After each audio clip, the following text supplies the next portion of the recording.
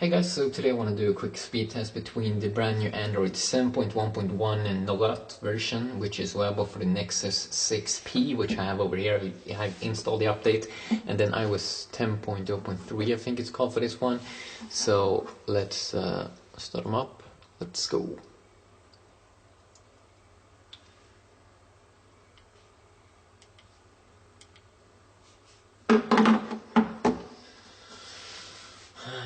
And I'm gonna run a Geekbench test, Geekbench 4, to see what we get on the latest updates.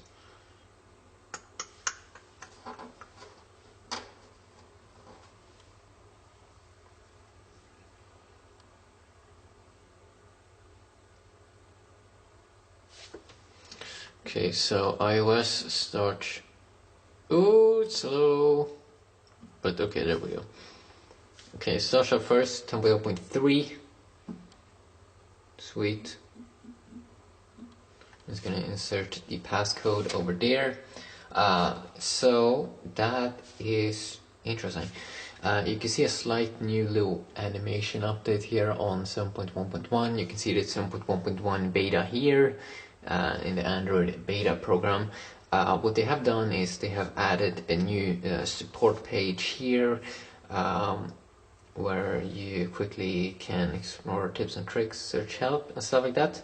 Also they have suggestions here, things that you can activate, help for that, do not disturb mode, which is very, very nice.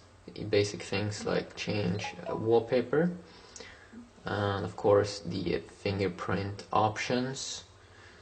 If I go down to about phone, you can see the build number over there. Okay, so let's just run this Geekbench test here.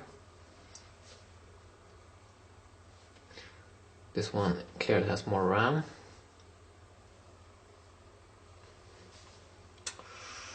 And I guess there should be decent speed in this one. I'm just gonna go and pick up my phone.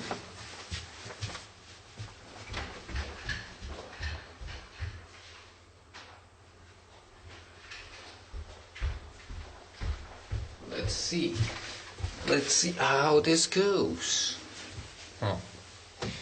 Is the iPhone quicker? Maybe it is. The iPhone is a newer phone and it has some interesting specs, so it might actually be the fastest boy in here. Just to confirm that this is not an iPhone 6S, you can see there's no headphone jack. That's how you know it's an iPhone 7. Yeah, it's running a little bit slow here. It looks like it's gonna take around 2.5 minutes on the iPhone 7, but we are only in for 30% on the Nexus 6P. Yeah. Overall, under 7.1.1 didn't have any major changes in terms of UI design look, so that was a little bit boring, but I guess kind of expected, because Android 7 Nougat, the 7.0 version or something, it was the one that had the big kind of update in terms of design.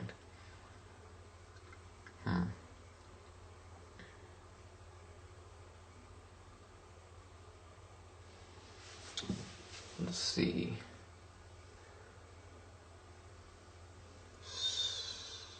Usually it goes very, very slow, the last percentage, and then I think the Nexus 6P can cut up, you know, it can speed up and almost finish at the same time.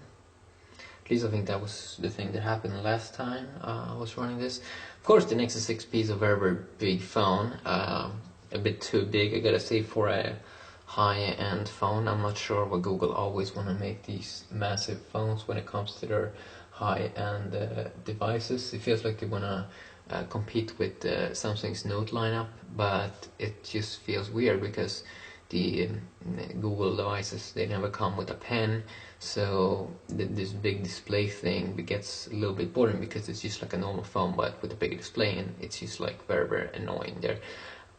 They should definitely add some kind of pen feature, especially when Samsung can do it in the same kind of size.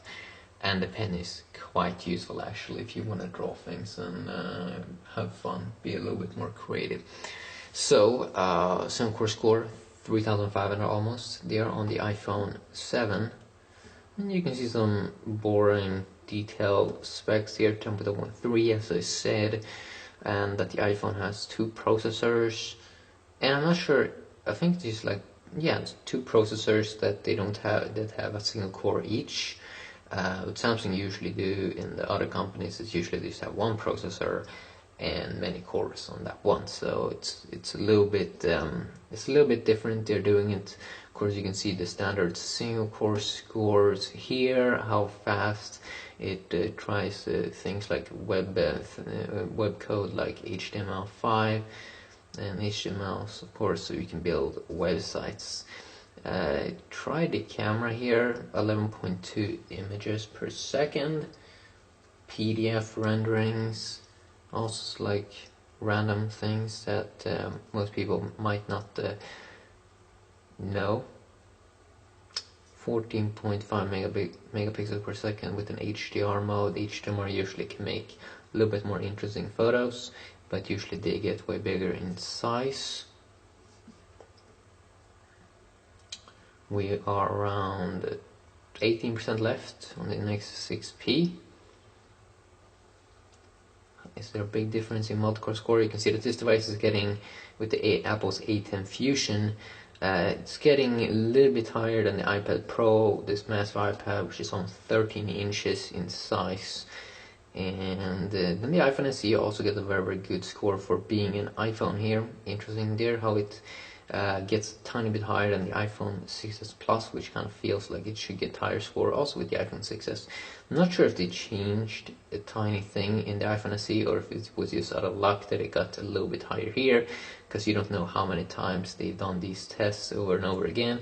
Maybe it has to do something with the screen resolution. I'm not sure if it's the same as on the iPhone SE as the iPhone 6s, but that can definitely be one of the reasons, because it kind of feels like the iPhone SE should need less pixels to render stuff because of the smaller display, which is, I'm pretty sure it's 4-inch, which is kind of small these days, but there was a time before the Galaxy S2 where 4-inch was, it was like the standard thing, and then like Samsung came up with, I think it was 4.3-inch on the S2, then it just grew from that, and now it feels like at least every high-end phone is at least like 5 inches in screen size, except from the iPhone, which is 4.7-inch, I think.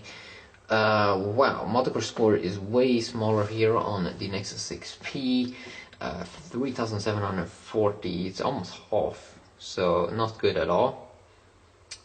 But it's running on another platform, and here it's a little bit different setup, 1 processor and 8 cores.